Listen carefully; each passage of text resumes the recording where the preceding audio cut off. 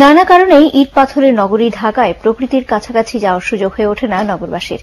ঈদের ছুটিতে পরিবার পরিজন নিয়ে তাদের অনেকেই ভিড় জমিয়েছেন নদীর তীর কিংবা কাশবনের কাছাকাছি। আর শিশুদের জন্য যে দুই একটি ছোট পার্ক এ শহরে রয়েছে তাতে দেখা গেছে উপচে পড়া ভিড়। রিপোর্ট করছেন ফজল রাব্বি। রাজধানী ঢাকায় শিশুদের বিনোদনের জন্য রয়েছে হাতে গোনা কয়েকটি পার্ক। এই ছুটিতে পার্কগুলোতে দেখা গেছে উপচে পড়া ভিড়।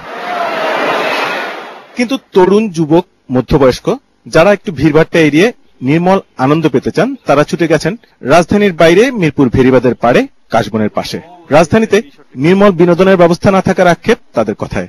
সুন্দর জায়গা, প্রকৃতির কাছাকাছি আসা যায়, একটু গাছপালা, খোলামেলা নীল সবুজের কাছাকাছি যাওয়া যায়, এরকম জায়গাগুলোর কথা আমি বলবো। আমার বাচ্চা দুই বাচ্চা আসছে, আমার ওয়াইফ আর আমার বড় বোনটা আসছে, ওর ছেলে মেয়ে, পাশের কিছু গেস্ট আর কি। আমার মনে হয় ঢাকা শহরে এখনো বেড়ানোর কোনো জায়গাই নেই, জাস্ট একটা প্লেস হওয়াতে এখন সবাই আসতে পারে। রাজধানী ঢাকাকে ঘিরে রেখেছে বুড়িগঙ্গা, তুরাগা, শীতলক্ষার মতো মনোরম তিনটি নদী। অনেকেই ছুটেছেন নদী পাড়ে, পরিবার পরিজন বন্ধু নিয়ে নৌকায় ঘুরেছেন নদীতে। লাইফ জ্যাকেট থাকা, কেউ পড়ে গেলে তাকে প্রপারলি উঠিয়ে নেওয়া, এই ব্যবস্থাগুলোর মধ্যে ত্রুটি আছে।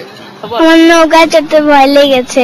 ঢাকার ভিতরে ওইরকম তো ঘোরার একটু রমনা পার্ক ছাড়া বা একটু শিশু পার্ক ছাড়া ওই ধরনের কোনো বিনোদনের স্পট তো তেমন নেই। তিলোত্তমা নগরী ঢাকায় নির্মল বিনোদনের অভাবে যারা আক্ষেপ করেন তাদের আক্ষেপ দূর করে দিতে পারে ঢাকাকে ঘিরে থাকা নদীগুলো। নদী তীরে বেড়াতে আসা সাধারণ মানুষেরা মনে করেন নদীর রক্ষণাবেক্ষণ আর নিরাপত্তা নিশ্চিত করা গেলে বিনোদন কেন্দ্রের অভাব অনেকটাই পূরণ হতে পারে। ফজল রাব্বি, এটিএন বাংলা, ঢাকা। জানাবো রূপালী ব্যাংক বাণিজ্য সংবাদ।